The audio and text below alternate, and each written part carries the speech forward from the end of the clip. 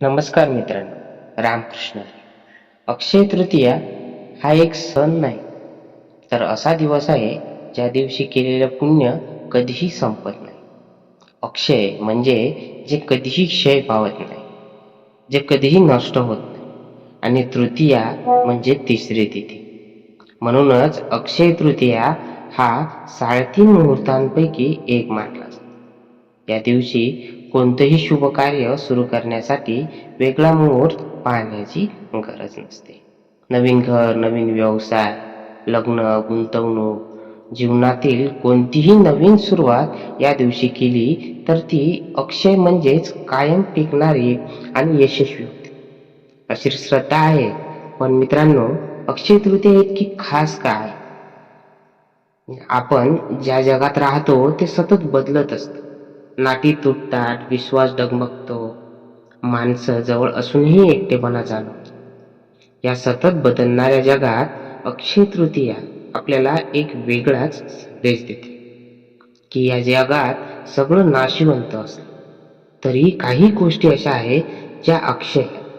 जसं की प्रेम, दया, सत्य आणि दान. या दिवशी या शाश्वत मूल्यांची आठवण करून दिली जाते. धर्मशास्त्रानुसार असं मानलं जातं की याच दिवशी सत्ययुगाची सुरुवात झाली होती. त्या काळात धर्म, सत्य, दया, तप आणि दान या 4 स्तंभांवर उभा होता.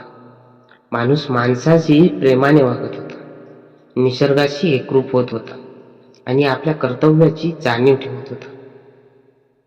आजच्या कलियुगात आपण हळूहळू या मूल्यांपासून दूर जातो आणि म्हणूनच अक्षय तृतीया आपल्याला पुन्हा त्या चिरंतन मूल्यांकडे वळण्याची प्रेरणा देते. याच दिवशी भगवान विष्णूचा 6वा अवतार म्हणजेच भगवान परशुराम यांचा जन्म. परशुराम म्हणजे एक अद्वितीय संगम ज्ञान आणि शक्तीचा. त्यांच्याबद्दल एक सुंदर वचन आहे, अग्रहत चरुतो वेदाः पृष्ठहत सक्षरः धनुः. म्हणजे पुढे वेदांचे ज्ञान आणि मागे धनुष्यबाण. जेव्हा जगात अधर्म वाढतो तेव्हा फक्त ज्ञान पुरेसं नसतं आणि फक्त शक्तीही पुरेशी नसते. या दोन्हींचा योग्य संतुलन आवश्यक असतो, हे परशुराम आपल्याला शिकवतात. मित्रांनो, महाभारतातील एक अत्यंत सुंदर कथा आहे. पांडव वनवासात होते, अन्न नव्हतं. द्रौपदी खूप चिंतेत होती. तेव्हा भगवान श्रीकृष्ण तिच्या मदतीला आले आणि तिला मिळालं अक्षय पात्र. हे पात्र कधीही रिकामं होत नव्हतं. एकदा दुर्वास ऋषी त्यांच्या हजारो शिष्यांसह पांडवांकडे आले आणि त्यांची भोजनाची इच्छा व्यक्त केली. द्रौपदी समोर मोठं संकट उभं राहिलं. तिने श्रीकृष्णाला मनापासून हाक मारली. कृष्ण आले आणि म्हणाले, मला भूक लागली. द्रौपदीने पात्रातील शेवटचा एक कण त्याला दिला. कृष्णाने तो कण खाल्ला आणि म्हणाले, मी तृप्त झालो. आणि त्या एका कणाने संपूर्ण विश्व तृप्त झाले. दुर्वास ऋषी आणि त्याचे शिष्य स्वतःच तृप्त झाले आणि पांडव मोठ्या संकटातून वाचले. यातून आपल्याला एक मोठा संदेश मिळतो, जिथे श्रद्धा असते तिथे एकही अभाव नसतो. आणखी एक सुंदर कथा आहे बघा. एकदा भगवान शिव म्हणाले की हे जग माया आहे, अन्न सुद्धा माया आहे. हे ऐकून माता पार्वती अदृश्य झाली आणि लगेच जगात दुष्काळ पडला. अन्न संपलं, लोक उपाशी राहू लागले. तेव्हा भगवान शिवाला आपल्या चुकीची जाणीव झाली आणि माता पार्वती अन्नपूर्णा रूपात प्रगट झाली. काशीत तिने अन्नछत्र सुरू केलं.